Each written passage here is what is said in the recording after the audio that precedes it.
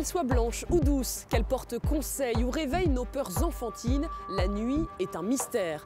Moment compris entre le crépuscule et l'aube, elle rythme nos existences et notre quotidien depuis toujours. Tant que la Terre tournera, le soleil et les étoiles se partageront nos cieux. La nuit est d'abord le temps du repos et du sommeil, mais c'est aussi un moment de fête, de liberté, de décompression qui ouvre à toutes sortes de folies. Désormais, les jours débordent sur nos nuits avec des travailleurs nocturnes de plus en plus nombreux et des villes qui ne dorment jamais. Alors, à qui appartient la nuit? On en parle tout de suite dans Enquête de région.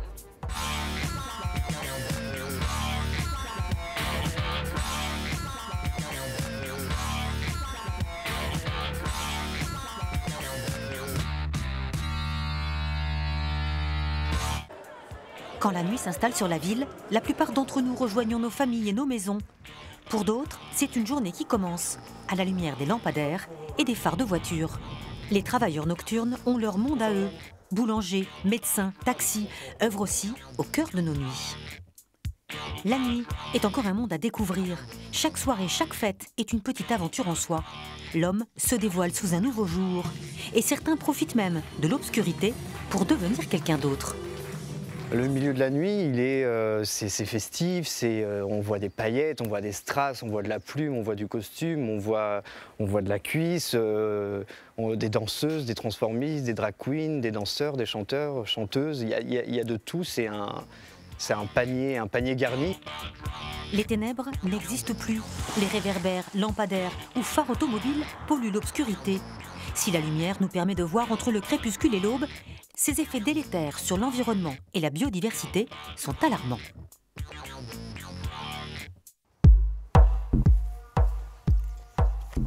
La nuit possède ses propres codes, ses lieux de vie. C'est l'heure des sorties dans les bars, en discothèque ou en salle de concert. Pour cette émission, nous sommes installés à Hérouville-Saint-Clair, au Big Band Café, l'un des lieux culturels de l'agglomération caennaise. Le BBC propose tous les ans une centaine de concerts de musiques actuelles.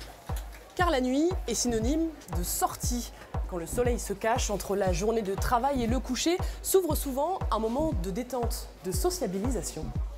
C'est l'heure où l'on se retrouve pour boire un verre, pour discuter, pour prendre du bon temps ou encore pour danser. Nous en parlerons tout à l'heure avec un patron de discothèque et un transformiste acteur de ce monde de la fête. Si l'activité se réduit avec l'arrivée du soir, certains travailleurs continuent à faire vivre la ville.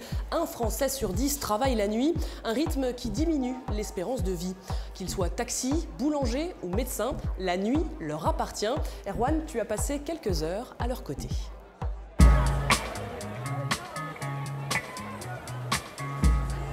Quand le jour décline, les lumières de la nuit s'emparent de la ville. Les rues se transforment et les fins de semaine grouillent des sorties étudiantes. Mais en marge de cette agitation, à l'heure où, comme moi, la plupart des travailleurs ont quitté le boulot, une nouvelle journée commence pour les travailleurs de la nuit.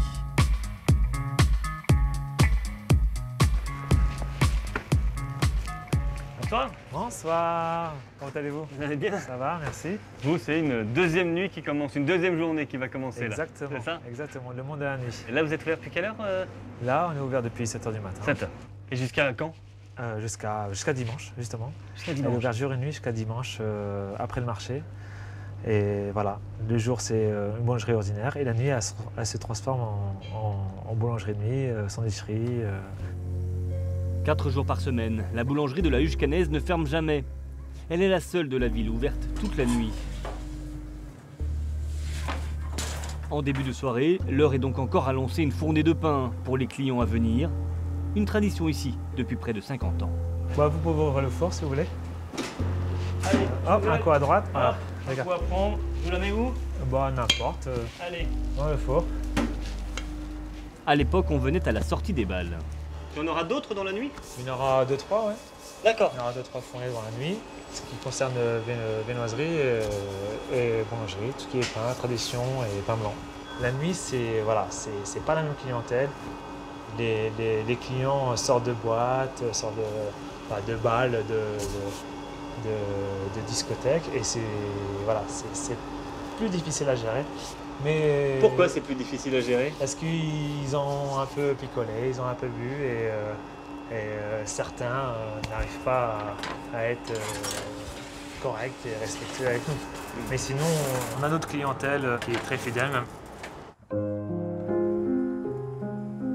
Même ambiance, extérieur nuit.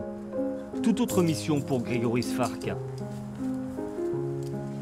21h, début de garde pour le praticien de SOS Médecins.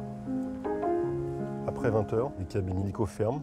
Donc évidemment, les gens qui n'ont pas pu avoir de rendez-vous dans la journée sollicitent un rendez-vous le soir. Et les parents qui rentrent du travail et qui découvrent leur gosse malade appellent aussi, c'est logique. Donc il y a forcément un nombre d'appels qui va un peu crescendo à partir de 19h en général. Cette nuit, il sera l'un des quelques médecins à répondre aux besoins d'un bassin de vie de 300 000 personnes. Et pour commencer, direction la campagne nocturne, en périphérie caennaise. On arrive dans des villages où, à partir d'une certaine heure, les mairies coupent les lumières, donc on ne voit plus rien du tout, les numéros des maisons, on ne les voit plus. Parfois ça ne capte pas, donc on ne peut pas appeler les gens. Donc, on se débrouille. Bonsoir madame. Docteur Zwark. Ça marche. Enchanté. Mademoiselle. Ici, c'est une crise d'urticaire qui nécessite l'intervention du médecin.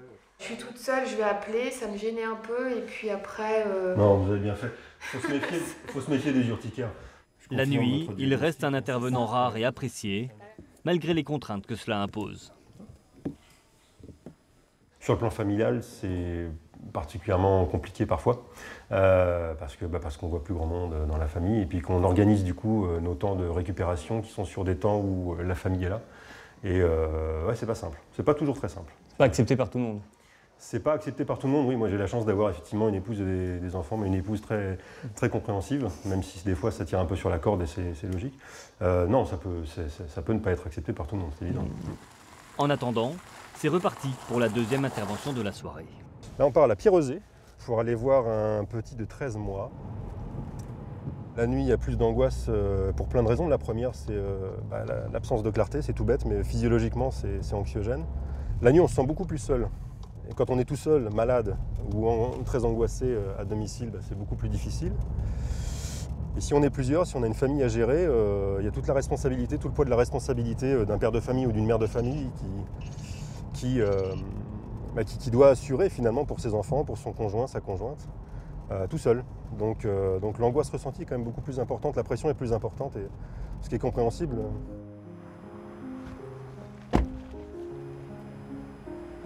Il faut aimer la nuit, moi j'aime la nuit, j'aime rencontrer les gens la nuit, dans leur intimité chez eux pour les prendre en charge sur les problèmes de santé.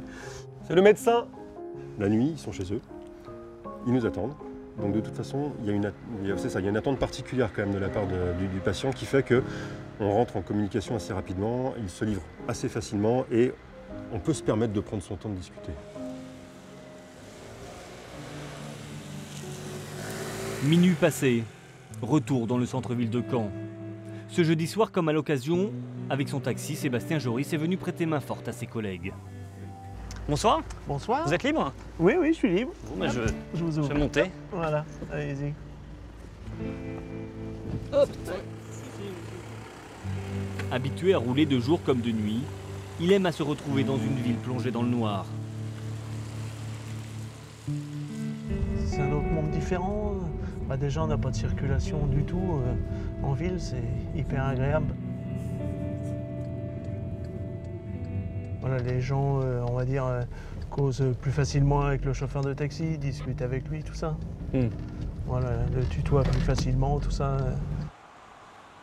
Les gens, la nuit, sont dans l'ensemble super sympathiques avec les chauffeurs de taxi parce que voilà, ils ont l'habitude de les prendre. Et vu que c'est souvent les mêmes personnes qui les transportent, à la longue, ça crée des petits liens. Et voilà, c'est ça qui est complètement différent par rapport à la journée où c'est plus des clients lambda, on va dire, la journée. Bientôt 3 heures. Les derniers bars vont fermer, encore quelques heures, et les matinaux s'empareront de la ville. Mais la nuit appartient encore un peu à ces travailleurs nocturnes. Et pour quelques instants, la nuit s'offre à la fête, autour d'un verre et de rencontres impromptues. De retour au Big Band Café à Hérouville-Saint-Clair en compagnie d'un autre travailleur de la nuit, Vincent Vandeweghe. On va vous retrouver dans un instant, mais d'abord Erwan, on va revenir sur la folle nuit que tu as passée avec ces travailleurs. Comment est-ce qu'ils s'organisent? On imagine bien qu'ils ne travaillent pas 24 heures sur 24. Non, évidemment, hein, les professionnels que j'ai rencontrés ne travaillent pas toutes les nuits. En fait, le médecin, le taxi même, travaillent essentiellement de journée et ils ne font que quelques nuits par semaine. Pour le médecin, d'ailleurs, il ne travaille pas l'intégralité de la nuit. En fait, certains praticiens travaillent le début de la nuit, d'autres font la fin de la nuit. Hein, ils se répartissent comme ça la nuit parce que derrière, ils ont une journée en fait à assurer. Il faut donc se ménager des plages de récupération. On l'a entendu, c'est pas toujours simple hein, et on se l'imagine facilement. Dans le cas de la boulangerie, là, c'est un petit peu différent puisqu'en fait, c'est un salarié qui est chargé d'assurer les 3 nuits d'ouverture hebdomadaires. Vincent Vandeweghe, vous êtes ingénieur au sein de l'usine de retraitement de déchets nucléaires de la Hague. Vous travaillez régulièrement la nuit. Depuis combien de temps vous avez ce rythme de vie et ce rythme de travail? Alors, ça fait un peu plus de 18 ans. J'ai commencé par 17 ans de carrière dans la Marine nationale à bord des sous-marins, où j'ai travaillé de nuit constamment pendant plusieurs mois. Et depuis 1 an, je travaille sur le site de la Hague. Qui fonctionne du coup de nuit. Quelles sont les activités sur ce site la nuit? Les activités, c'est environ les mêmes choses que la journée. Tout ce qui est aspect production ne s'arrête pas de nuit. Les installations sont tellement complexes à démarrer qu'on ne peut pas se permettre de les arrêter tous les soirs, de les redémarrer le matin. D'accord. Voilà. C'est un choix de votre part de travailler davantage la nuit que le jour? Oui, c'est un choix. J'ai travaillé environ 1 an en horaire normal. Il s'avère que j'avais l'impression de jamais être chez moi, de jamais voir mes enfants.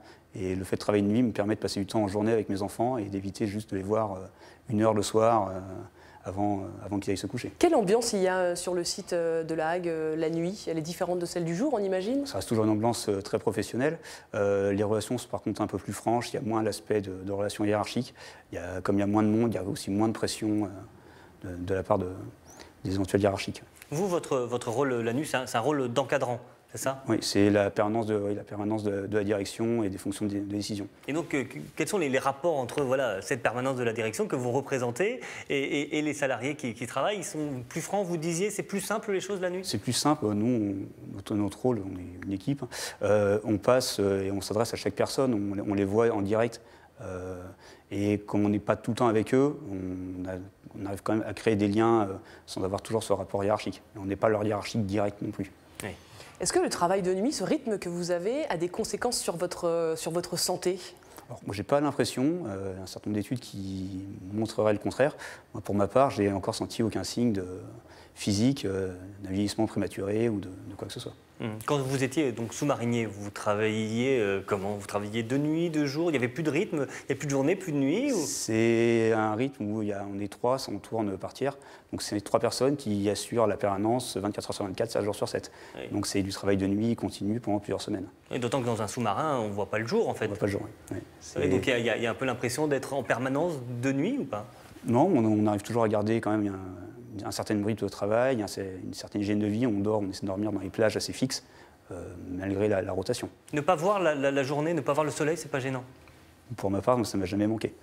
Cette hygiène de vie que vous aviez lorsque vous travaillez dans un sous-marin, vous l'avez toujours? J'essaie de garder toujours un rythme, des horaires de repas relativement fixes, continuer à faire du sport et éviter quand même de dériver, de vouloir faire 2 journées en une. Vincent Vandeweghe, est-ce que ça vous arrive de faire la fête la nuit quand vous ne travaillez pas? Ça m'arrive encore, moins maintenant, étant père de famille, je laisse ça plutôt aux gens qui sont plus disponibles. Vous y arriviez quand vous étiez plus jeune? Sans aucun problème. Merci. Merci.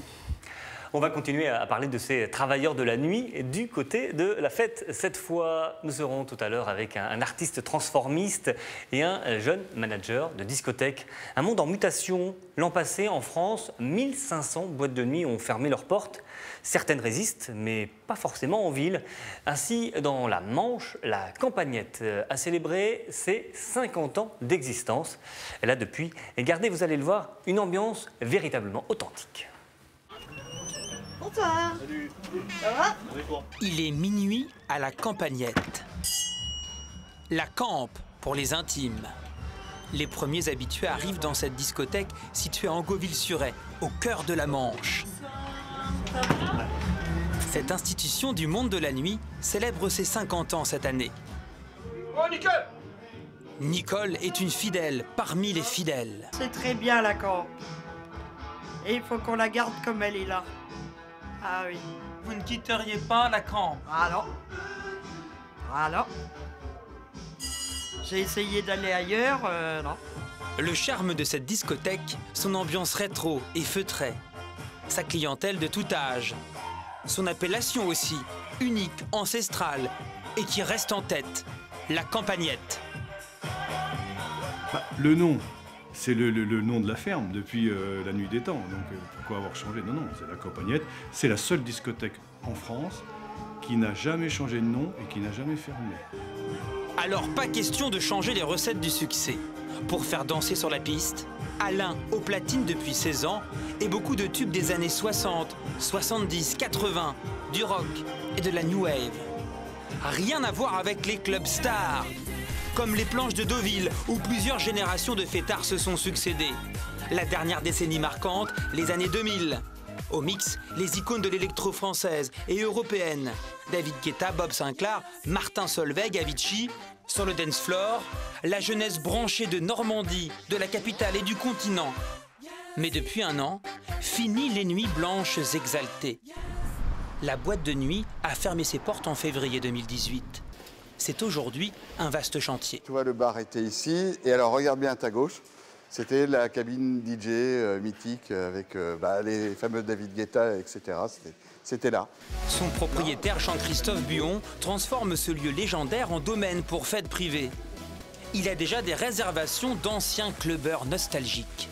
Nos premiers clients sont des personnes qui sont connues aux planches et qui nous ont dit on a su qu'on pouvait se marier aux planches, maintenant on n'a pas le choix. C'est connu aux planches, on se mariera aux planches. La disparition des planches est synonyme de la fin d'une époque. Jean-Christophe Buon est toujours propriétaire d'un bar de nuit en centre-ville de Deauville. Mais plus confidentiel et sans DJ star. Inoubliable et symbolique pour lui, le dernier mix de David Guetta aux planches en 2010. Ce jour-là, il passe aux planches et il me dit, dans la voiture où je le ramène, il me fait, tu sais, je crois que tu dois être le plus petit club que je dois faire encore en France ou au monde. Je suis pas sûr que je vais pouvoir revenir l'année prochaine. Portés par des succès commerciaux amplifiés par Internet et le boom des festivals, les cachets se sont envolés de 3 000 € à plus de 100 000 €. En parallèle de cette tête d'affiche devenue inaccessible, les attentes des noctambules ont évolué. Je crois aujourd'hui que les gens sont plus friands de petits établissements où avec 100, 200 personnes, ça fait vite du monde, le monde attire le monde. Donc,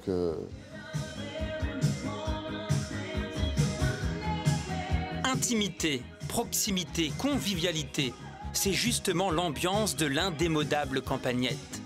Pour certains clients, danser et s'amuser ici est une affaire de famille. Lambert a 29 ans. Il y est venu pour la première fois à l'âge de 13 ans.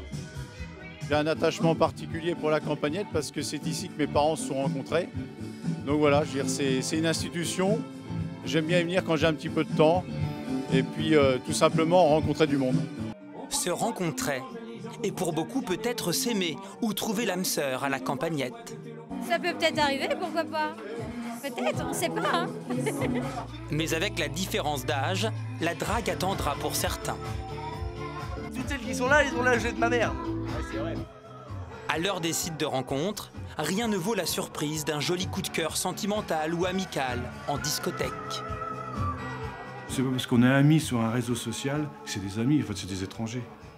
Donc, rien de mieux que de discuter de vive voix devant un verre avec quelqu'un, un inconnu ou autre, ou même danser un rock avec une belle femme ou un bel homme. Le contact, c'est quand même autre chose que tac tac tac tac, ça fait sur Internet. Jean-Jacques aimerait passer la main et souhaite une longue vie à la Campagnette et à sa devise « Loin des œufs, loin du beurre », qui pour tous les amoureux de ce lieu attachant a ce sens caché, près des yeux, près du cœur.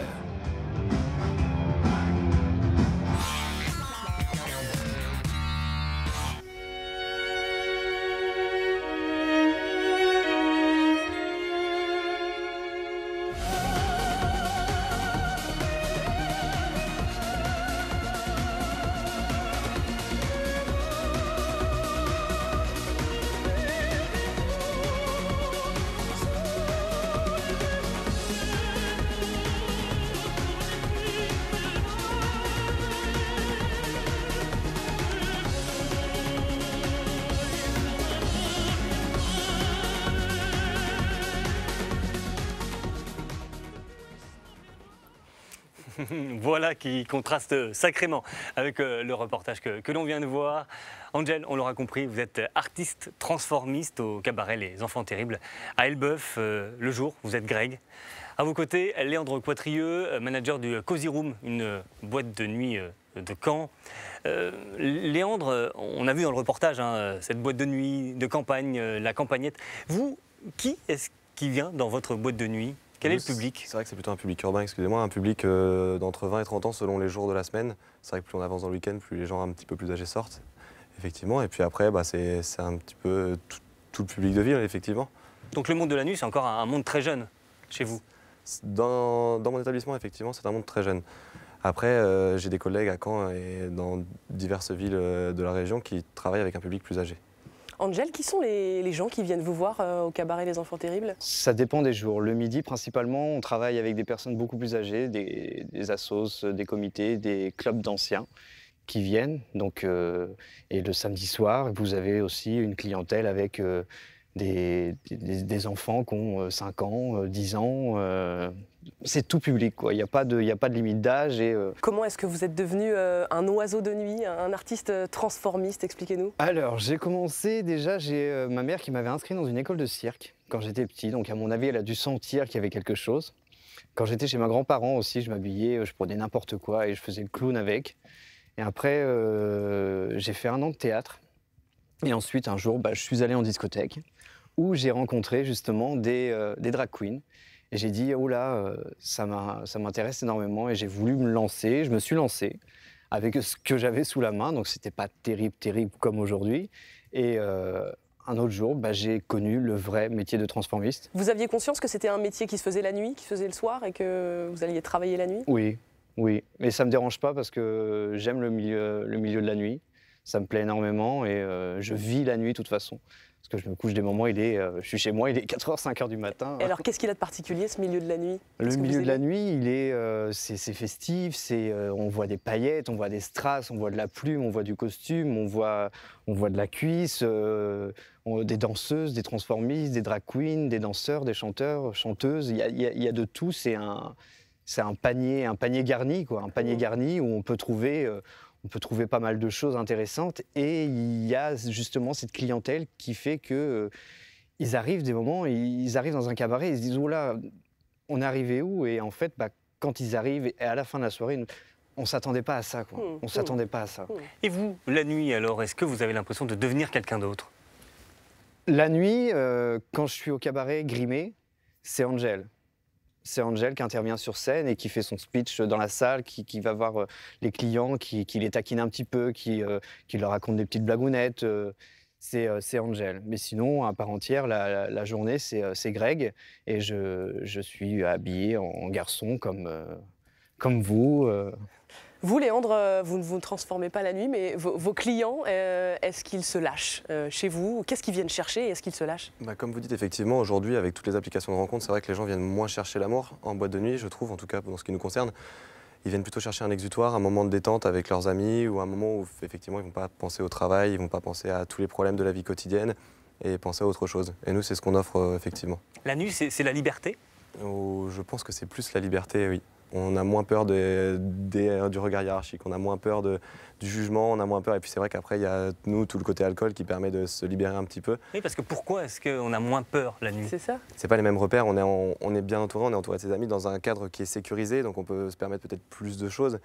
Et puis on est avec des gens qui sont un petit peu désinhibés également, donc on peut se permettre d'aller plus vers les gens, de rencontrer des gens, d'échanger avec des personnes auxquelles on n'aurait pas forcément parlé d'ordinaire. Vous entendez, vous voyez des choses, je suppose, vous avez entendu, vous avez vu des choses que vous n'auriez pas vues dans un autre contexte? Complètement, on voit et on entend énormément de choses où il y a en boîte de nuit. C'est presque du secret professionnel maintenant. Ce qui se passe la nuit reste la nuit. Complètement, c'est très important. Ouais. Et puis il y a beaucoup de clients, par exemple, quand ils nous rencontrent la journée, qui sont presque gênés de nous rencontrer et de voir qu'on a une ville aussi le jour et que nous, la façon dont on les voit la nuit, c'est pas forcément la façon dont eux ils se montrent la journée. Comment vous vous renouvelez? J'imagine que c'est un milieu où il faut être en permanence, se renouveler en permanence, chercher la nouveauté. C'est indispensable pour survivre pour vous? Oui, c'est un secteur qui est en difficulté actuellement. On en est tous conscients et c'est vrai que il faut se renouveler, il faut trouver de nouvelles idées, il faut offrir de nouvelles choses aux gens, de nouvelles soirées, On offre des concepts auxquels les gens n'auraient pas forcément pensé. Il faut qu'ils s'amusent, il faut qu'ils trouvent quelque chose de différent du quotidien. Et donc c'est important de se renouveler aujourd'hui, oui, je pense, pour pouvoir s'en sortir dans ce secteur. Et c'est là toute la base de mon travail, du coup. Angel, le cabaret, là, ça a toujours marché, ça a toujours fonctionné depuis toujours. Il y a eu une grande mode, c'était la mode drag queen, qui s'est perdue en discothèque ou ailleurs. On n'en voyait plus.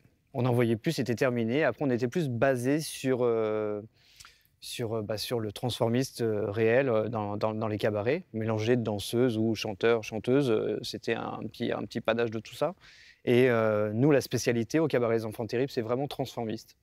C'est du Marlène Dietrich, du Nolwenn Leroy, du Marilyn Monroe, du Britney, du Lady Gaga. Et voilà, aujourd'hui, il y a cette grande mode de transformistes. Est-ce que vous avez le sentiment d'être héritier d'une certaine tradition du cabaret? Pas héritier, mais quand je suis sur scène, je peux me permettre beaucoup plus de choses. Comme Léon l'a dit, je peux me permettre beaucoup plus de choses une fois qu'on est grimé, une fois qu'on a une perruque, qu'on est complètement transformé. On peut se permettre beaucoup plus de choses. C'est pas trop difficile de redevenir soi-même, justement, quand vient le jour? Non, parce que c'est agréable quand même de se démaquiller et de retirer les chaussures. Et puis, c'est aussi sympa de croiser des gens dans la rue qu'on a vus hier soir et puis qui passent à côté de nous et qui ne nous reconnaissent pas, quoi.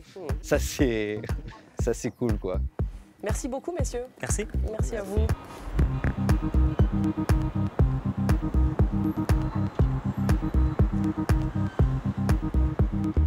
La nuit, c'est la fête, mais c'est aussi l'obscurité où l'on se sent plus vulnérable. Un espace-temps où il est plus facile de se cacher ou de vivre sans témoin. Les trafics illicites et les comportements inavouables s'y développent. À la croisée de ces transgressions se trouve aussi la prostitution. Les travailleuses du sexe se fondent dans la nuit et c'est danger. À Rouen, un soir par semaine, des bénévoles de l'association Médecins du Monde vont à leur rencontre pour leur proposer écoute et réconfort. Un vendredi soir du mois de décembre, les températures frôlent le degré 0. Pas de quoi refroidir les ardeurs des noctambules de sortie. Juste en lisière du centre-ville de Rouen, Delphine et Cécilia, elles, vont à la rencontre des prostituées, comme cette jeune Roumaine, une nouvelle sur le trottoir. And we have also an office. So if you are a newcomer, you will see us driving usually every Friday evening. Bénévoles pour Médecins du Monde, elles sillonnent la ville dans leur camion jusqu'à 1h ou 2h du matin, selon les nuits, et l'activité de celles qu'on appelle les travailleuses du sexe. Parfois, on a un peu moins de monde sur les journées où il fait très froid, ou quand il fait vraiment pas beau. Souvent, elles rentrent plus tôt, en fait. C'est ça. Elles réduisent leur temps de travail. Elles connaissent bien les prostituées, leurs habitudes, leurs difficultés. Au fil des nuits, les liens se tissent. Bonsoir. Ah, tu travailles ici maintenant? C'est derrière. Une quinzaine de filles et travesties sont accueillies chaque vendredi. Des militantes se relaient pour faire vivre ce lieu d'accueil où elles proposent café chaud, préservatifs et autres lubrifiants.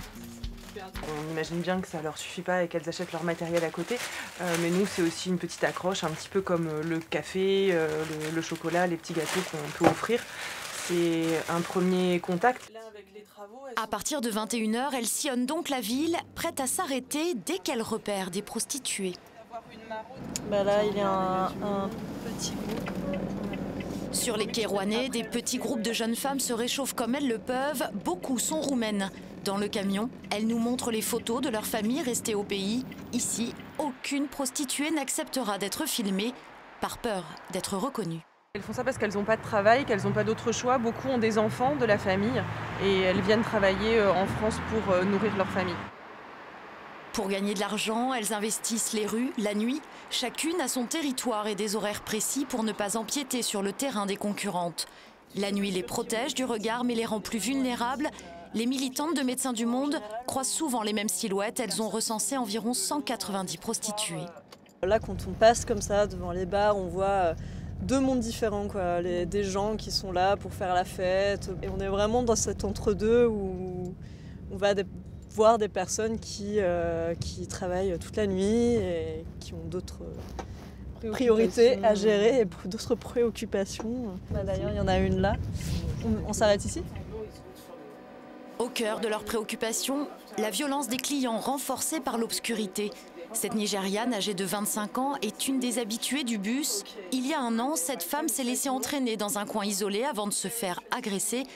Elle a préféré changer ses habitudes. Depuis, elle travaille moins tard dans la nuit. Les clients réclament toutes sortes de choses et sont prêts à payer plus pour des pratiques à risque.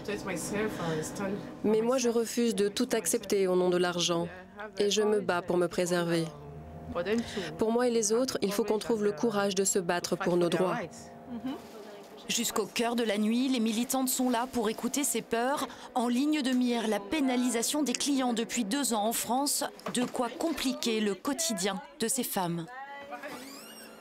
Et c'est vrai que c'est ça aussi que les personnes veulent faire entendre aujourd'hui, c'est l'augmentation de toutes ces formes de violence. Elles vont travailler dans des endroits encore plus reculés, elles sont obligées, comme il y a moins de clients, d'accepter des pratiques qu'elles n'auraient pas acceptées, par exemple d'avoir des rapports sans préservatif. 1h du matin, Delphine et Cécilia décrochent. Elles auront accueilli une dizaine de prostituées. Et comme chaque vendredi, tous ces témoignages seront consignés dans un journal de bord. D'autres bénévoles prendront la suite pour que ce camion reste toujours un refuge pour les travailleuses de la nuit.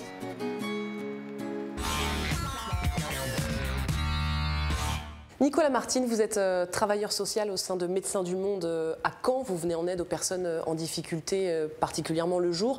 Mais vous avez travaillé pendant 5 ans au SAMU social, plutôt la nuit. Qui sont les gens que vous avez croisés pendant ces années, la nuit ?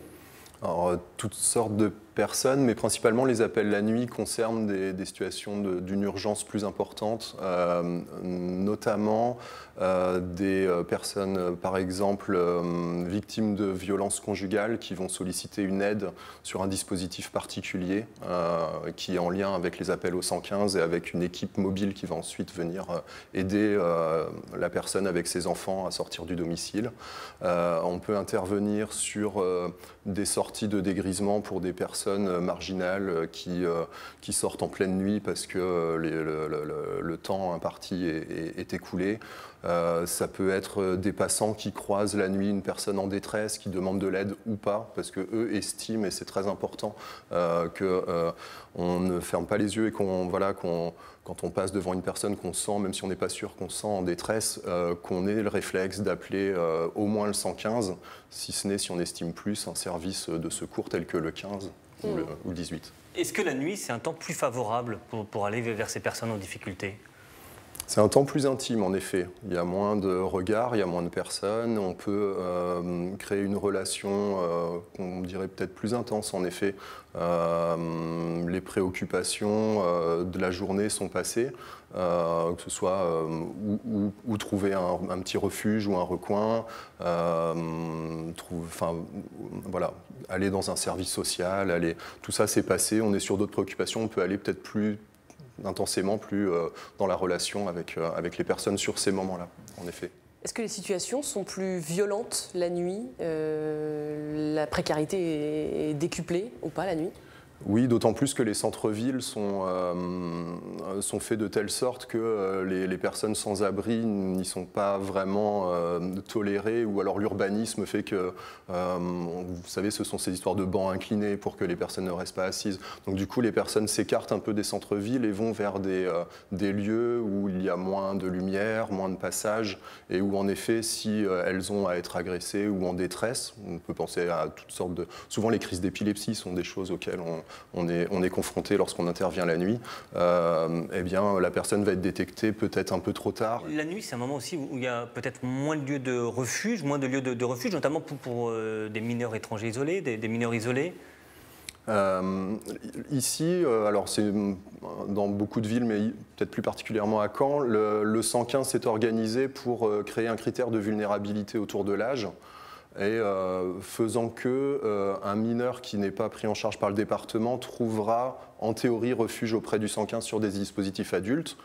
Ça pose quand même, il y a 2 limites à ça, c'est quand même le nombre de places, hein. À un moment, il y a des fois où c'est pas possible, et c'est aussi est-ce que ces hébergements sont vraiment adaptés à des jeunes, puisque il est possible, sont des chambres souvent collectives, que la cohabitation dans une même chambre d'un mineur isolé de 15-16 ans qui arrive de très loin et d'une personne dans une forme d'incurie soit quelque part traumatique pour au moins l'un des publics.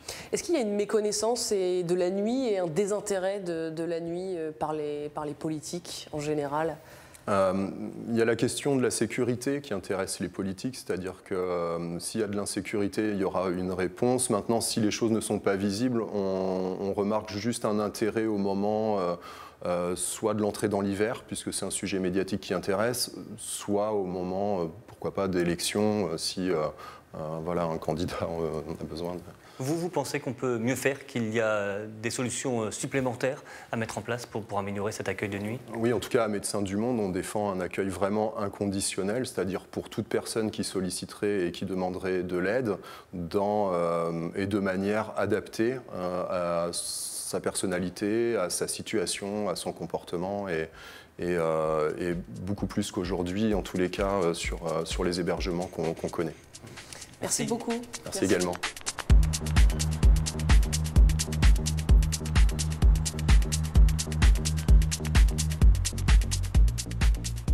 La nuit noire n'existe plus. Depuis l'apparition de l'éclairage public, nos villes, mais aussi nos campagnes, sont de plus en plus illuminées. En 20 ans, la quantité globale de lumière émise la nuit a presque doublé en France. On y recense chaque soir 9 millions de lampes publiques, sans compter les vitrines de magasins, les sites industriels ou les parkings éclairés. Conséquence de cette pollution lumineuse, l'obscurité est de plus en plus claire. Il devient même difficile d'observer la voûte céleste. Plus grave, la lumière excessive affecte également notre santé et la biodiversité.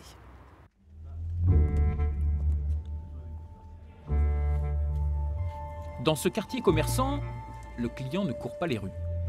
Mais faut-il vraiment s'en étonner à 1h du matin? L'enseigne et la vitrine. Et les téléphones dedans. Qui sont allumés? Oui, il y en a d'allumés. Ah, et puis et l'écran aussi.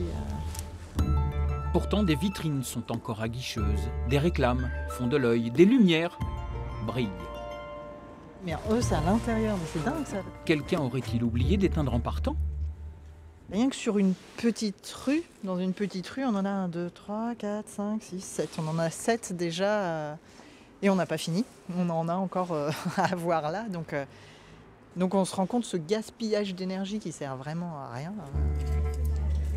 Quel intérêt à cette heure-ci de voir des lumières? Qui va aller faire les boutiques, regarder les vitrines? Ces militants écolos ont donc entrepris de recenser périodiquement ces lumières qui brillent dans le vide. Il y a un panneau publicitaire, là ça fait le 2e panneau publicitaire.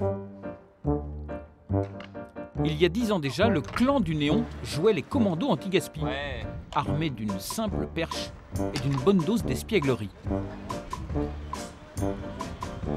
Donc là on a marqué, il est 21h55. Votre éclairage extérieur a-t-il vraiment besoin d'être allumé? Nous pensons que non.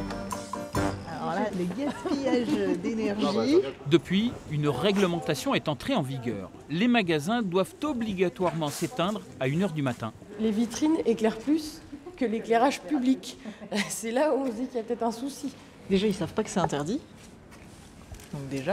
Et après, ils vont pas regarder dans leur compte, que ça leur fait un budget à la fin de l'année. En un demi-siècle, la lumière a inondé le cœur de nos villes. Les centres commerciaux en éclairent les périphéries. Et avec l'étalement urbain, les campagnes sont aussi peu à peu sorties de l'obscurité. Le réverbère est gage de modernité. Le lampadaire rassure. Un halo permanent repousse les frontières de la nuit. Les premiers à s'en émouvoir ont été les astronomes. Ces lumières artificielles masquent la voûte céleste. J'ai créé ces cartes de pollution lumineuse, d'abord pour un usage perso, parce que habitant dans une zone très fortement impactée par la pollution lumineuse, je souhaitais arriver dans des endroits où j'avais la garantie de ne pas être embêté. Frédéric Tapissier se base sur le taux d'artificialisation des sols pour établir ces cartes. La pollution lumineuse progresse de 1 à 2% par an. Partout où l'homme s'installe, s'allume une lumière. En France, nous avons quelques zones qui sont relativement épargnées. Nous avons le plaisir d'avoir la Normandie. Le Perche, le Pays d'Auge, le Cotentin sont donc relativement épargnés. Pourtant, vu du ciel, ils forment comme une constellation. L'obscurité est bien en voie de disparition. J'ai un ami qui avait coutume de dire que la pollution lumineuse, c'est le cancer de la nuit. Et en fait, c'est vrai. C'est de la lumière qui se propage par points et qui métastase complètement un territoire et est en train de faire disparaître complètement la nuit. Il n'y a plus de nuit noire en Europe. Plus du tout. En un demi-siècle, la lumière artificielle a donc fait reculer la nuit sans qu'il nous soit encore vraiment possible de bien en mesurer les conséquences. L'homme a besoin d'obscurité pour dormir et on sait qu'on sécrète certaines molécules dans l'obscurité. Quand on ne les sécrète pas, on dort moins bien. Donc on a aussi ce souci-là. Et là, quand on voit la lumière qui va chez les gens, on sait que c'est aussi un problème de santé publique, quoi.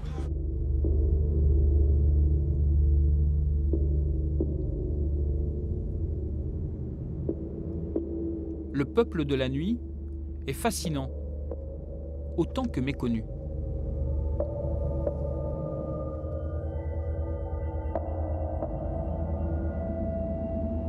Toute la petite faune, de toute façon, on s'y intéresse quand même peu. Les papillons nocturnes, qui sait qu'il y en a 10 fois plus d'espèces que de papillons de jour. En 2018, le Centre d'initiation à l'environnement du Cotentin a donc consacré une série d'animations et de conférences à la vie dans le noir. Nous, on sort de moins en moins la nuit. En plus, on a de plus en plus peur, donc on veut mettre des lumières partout. Lors des sorties qu'on a organisées, il y avait beaucoup de familles avec des jeunes. C'était la première fois qu'ils marchaient sans lampe de poche, juste à la lumière des étoiles. Voilà, on a essayé de marcher sans lampe. Les études sont récentes, mais il est aujourd'hui avéré que la lumière artificielle perturbe la vie des oiseaux de nuit, des batraciens, des chauves-souris. C'est aussi un redoutable piège. Au printemps, 150 insectes meurent d'épuisement toutes les nuits devant chaque lampadaire. On dénombre 11 millions de points lumineux en France.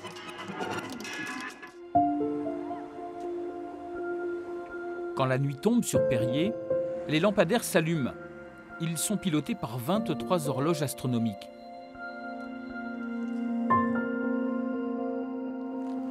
Donc voilà, la fameuse horloge astronomique. Voilà, c'est le système qui permet de réguler l'éclairage électrique dans la commune, l'éclairage public. Et à 23 h, l'éclairage s'éteint et redémarre à 6 h du matin. Quand en 2012, le conseil municipal a entrepris de remplacer les 440 candélabres, c'était d'abord dans le but de réduire la note d'électricité. Mais sur les conseils de l'Association pour la protection du ciel et de l'environnement, Périer a choisi d'orienter et de canaliser la lumière. C'est-à-dire qu'avant, on éclairait un peu tout un environnement autour de candélabres, la route, mais aussi une partie de l'extérieur du ciel. Là, tout est orienté vers le sol. Il n'y a rien qui éclaire, le ciel n'est plus éclairé du tout.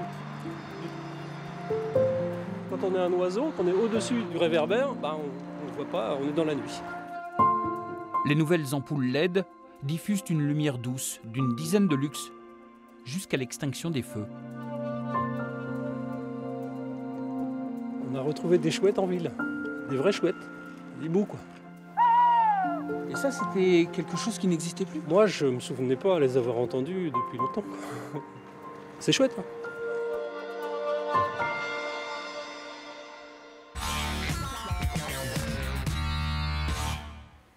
Pierre Brunet, cela fait, vous, 20 ans que vous vous intéressez à ces questions de nuisances lumineuses. Vous êtes d'ailleurs en charge de ces questions au sein de l'association France Nature Environnement. Qu'est-ce qui vous a poussé d'abord à vous intéresser à ces questions de pollution lumineuse? En tant qu'astronome amateur, en fait, le premier instrument de l'astronome aujourd'hui, c'est une voiture. Hein. Ce n'est pas la lunette ou le télescope, c'est la voiture pour échapper aux lumières des villes. Il faut aller loin? Oui, il faut aller loin, oui. Si vous habitez Paris, il faut faire 50 km. Il est si alarmant le constat à vous entendre? il est alarmant en ce sens qu'il progresse. C'est-à-dire que la pollution lumineuse, elle progresse.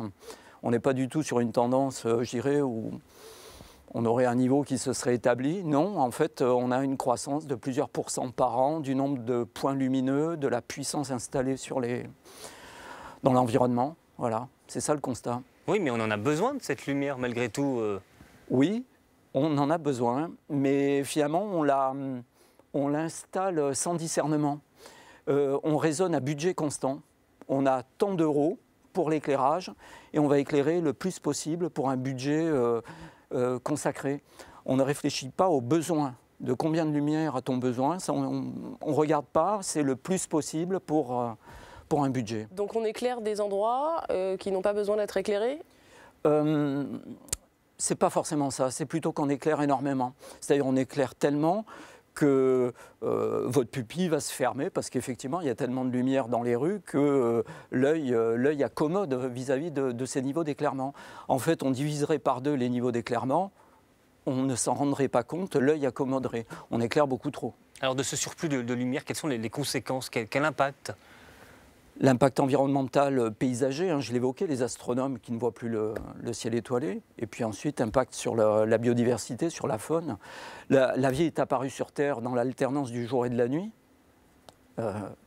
Aujourd'hui, on remplace la nuit par un crépuscule artificiel permanent, c'est-à-dire cette alternance n'existe plus.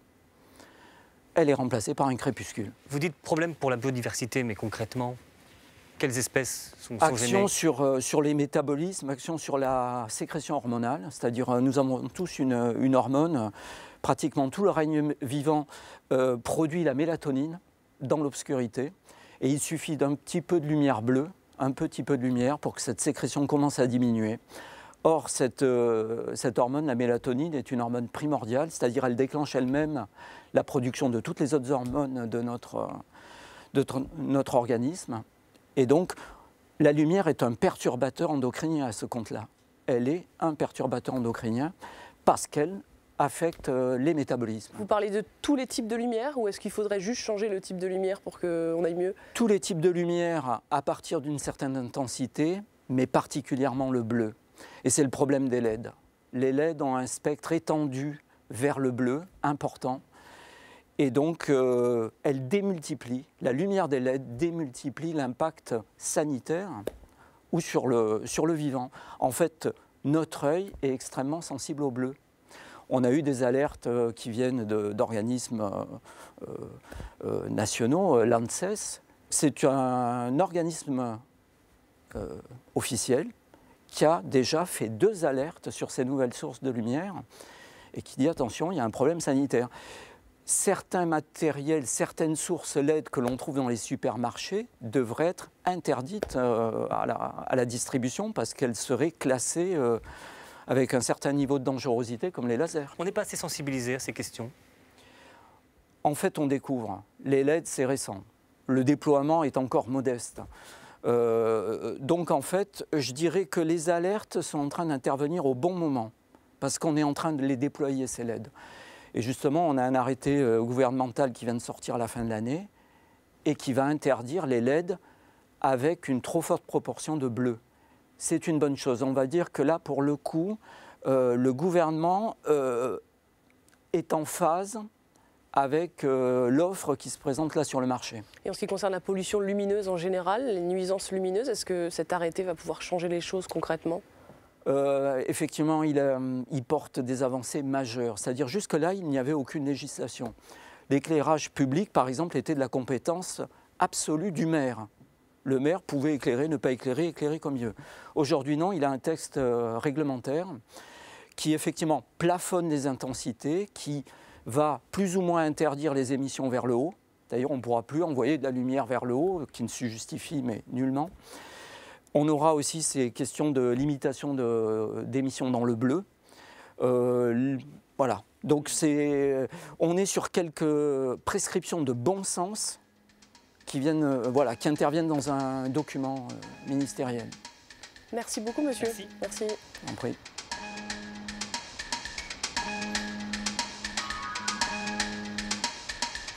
Que restera-t-il de nos nuits demain ? Face à l'augmentation de la pollution lumineuse qui dénature l'obscurité, se développe depuis quelques années l'idée d'en faire un bien commun. La nuit pourrait alors être considérée comme patrimoine mondial de l'humanité. C'est la fin de cette émission, vous pouvez la retrouver sur notre site internet. On se retrouve le mois prochain pour une nouvelle enquête de région.